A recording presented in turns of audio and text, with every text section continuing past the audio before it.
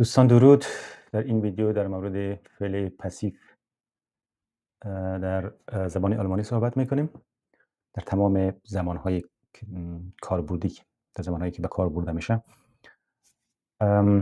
در زبان آلمانی فعل پسیو با استفاده از فعل کمکی شدن یا بردن ساخته میشه مثل زبان فارسی. مثالش خب پیش از رفتن به مثال یادآوری کنیم که در فعل پسیو آنچه که صرف میشه فعل کمکی است و فعل اصلی به شکل اسم مفعول یا پارتیسیپ سوای میاد. مثالش ich informiere den Mann، من مرد را مطلع میسازم یا خبر میدم. اگر بخوایم پسیو بسازیم der Mann، در فعل پسیو خب فاعل حذف میشه به دلیل اینکه مهم نیست یا به دلیل اینکه معلوم نیست یا به هر دلیل دیگر، و مفعول یا اکوزاتیف در جای زوبیکت یا در جای نهاد منشینه و آرتیکل نومیناتیف به خود میگیره. اینجا من آرتیکل اکوزاتیف داشت، اما وقتی که به جای زوبیکت قرار گرفته به عنوان زوبیکت جمله به کار برده شده، در اون صورت آرتیکل نومیناتیف به خود میگیره. Der Mann wird informiert. وردن به شکل شخص سوم مفرد اینجا صرف شده که شده wird. Der Mann wird informiert، مرد مطلع می شود، مرد خبر داده می شود. Der Mann اگر بخوایم که مودال هم اینجا داشته باشیم در اون صورت کمی پیچیده تر میشه به دلیل که ما چندین فعل داریم، 3 تا فعل داریم. فعل اصلی همیشه به شکل پارتیسیپ سوای اسم مفعول میاد. اگر مودال و فعل کمکی بردن داشتیم در اون صورت مودال مقدم میشه، یعنی مودال فعل مودال صرف میشه. Der Mann muss informiert werden، مرد باید مطلع شود. Ich informierte den Mann، ماضی مطلق، من مرد را مطلع ساختم. Der Mann wurde informiert، در ماضی مطلق فعل werden صرف میشه و در جای دوم جایگاه فعل صرفی منشینه و فعل اصلی مثل همیشه به شکل اسم مفعول به کار برده میشه. Der Mann wurde informiert. خب اگر بخوایم که اینجا هم ما مودال استفاده کنیم، باز هم این فعل مودال است که صرف میشه در زمان ماضی مطلق. Der Mann musste informiert werden، مرد باید مطلع میشد. من musste gestern informiert werden، مرد باید دیروز مطلع میشد. حالت پرفکتش ich habe den Mann informiert، من مرد را مطلع ساختم یا خبر دادم. اگر بخوایم پرفکت پسیو بسازیم از فعل کمکی sein استفاده میشه. Der Mann ist informiert worden و چیزی که باید به توجه کرد که werden اینجا یک شکل غریبی به خود میگیره. worden که در جای دیگر در مورد دیگر کاربرد نداره، چون پارتیسیپ سوای werden geworden است، اصلا نه worden. و بر صورت این به شکل قراردادی در زبان آلمانی این چنینی است که در حالت پسیو پرفکت به شکل بردن به کار برده میشه. Der Mann ist informiert worden. نقطه دیگر قابل تذکر است که اینجا ما der Mann hat informiert worden را به کار نبردیم و اون هم دلیلش همین فعل werden است که فعل werden در عنوان فعل اصلی یک فعل تحولی است، یعنی فعل تغییر نشان میده و در پرفکت او از sein استفاده میشه نه از haben. به او خاطر است شاید این تغییر. Der Mann ist informiert worden، مرد مطلع شده است، ماضی قریب یا حال ساده.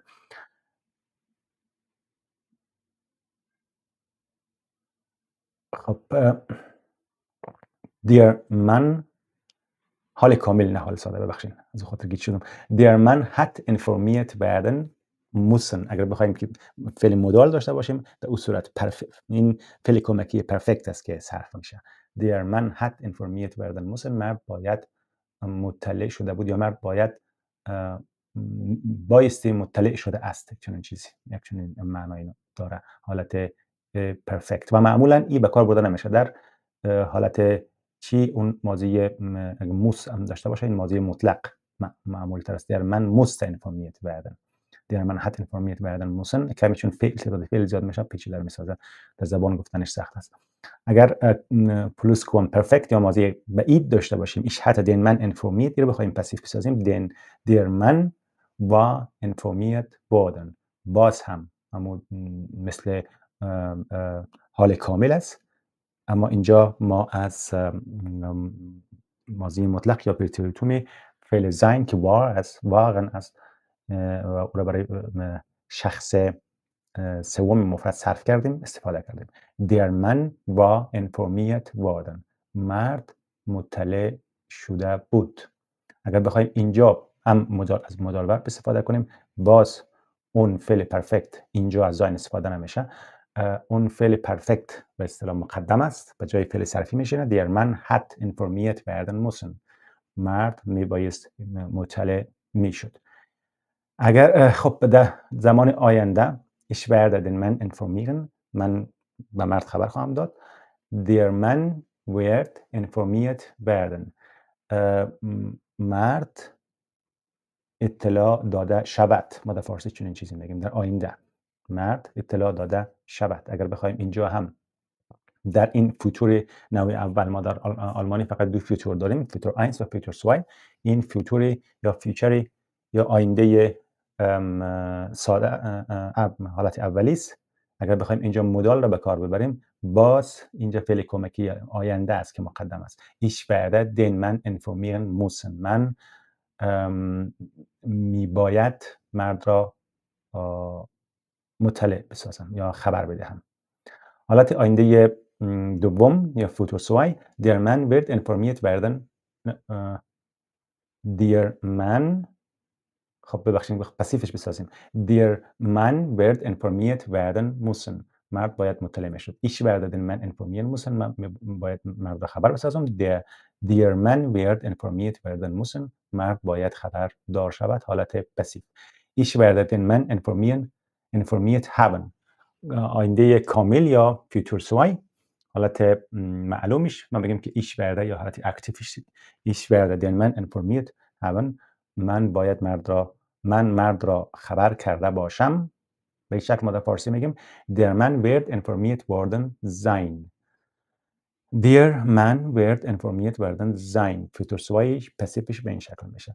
مرد خبر باشد. مرد خبر شده باشد. اگر اینجا هم بخوایم که مودال رو به کار ببریم، der Mann فعل مودال هم داشته باشیم، der Mann wird باز هم مقدم فعل کمکی آینده است. der Mann wird informiert که پارتیسیپ سوای فعل اصلی است. worden sein müssen. worden sein که از پرفکت پسیف است و müssen هم که فعل مودال ماست. خب یک دوستای ساده است، فقط یک کمی گیجی داره. اون گیجیش این که تفاوت این که در حالات پلوسکوام پرفکت و پرفکت ساده ما از فعل کمکی زاین استفاده میکنیم و همین قسم در آینده نوع دوم از فعل کمکی زاین و بردن زاین و بردن استفاده میکنیم. این نکته است که باید به خاطر داشت. دیگهش به شکل فرمولی میشه پیش بره. و دیگه این که کدام فعل در جایگاه صرف قرار میگیره. اگر ما همه این هم فوتور داشته باشیم، فعل کمکی فوتور، هم مودال، هم پرفکت و هم پسیف، یعنی 4 فعل کمکی داشته باشیم مثل این جمله، اول مقدم باید فعل کمکی آینده باید باشه. اگر آینده نبود در اون صورت فعل کمکی مودال یعنی موسن باید به کار برده شود. der Mann muss informiert worden sein. Der Mann wird informiert worden. Der Mann wird informiert worden sein. Der Mann muss informiert werden.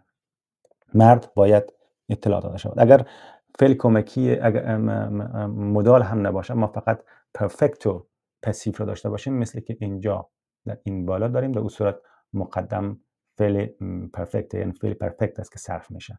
اگر صرفا پسیف، در اون صورت فعل پسیف است که صرف میشه. مثل که مثلا اینجا به شکل واضح ترش ما میتونیم که ببینیم. صرفا اینجا فعل کمکی پسیف داریم. فعل کمکی پسیف ما صرف میشه. اینجا فعل مدال هم آمده، این فعل مدال است که صرف میشه. فعل کمکی پسیف به شکل مصدری به کار برده میشه. خب اینجا باز پرفکت داریم، این فعل کمکی پرفکت است که صرف میشه. اگر هم آینده و هم پرفکت داشته باشیم، در اون صورت این فعل کمکی آینده مثل اینجا او است که صرف میشه. اگر همه اینا رو داشتیم این صرف میشه. اگر if یا فوتور نبود مدال صرف میشه. اگر مدال فوتور هر دویش نبود این پرفکت است که صرف میشه. اگر پرفکت هم نبود این پسیف است که صرف میشه. امیدوارم که کمک کرده باشه با یادگیری شما دوستان عزیز.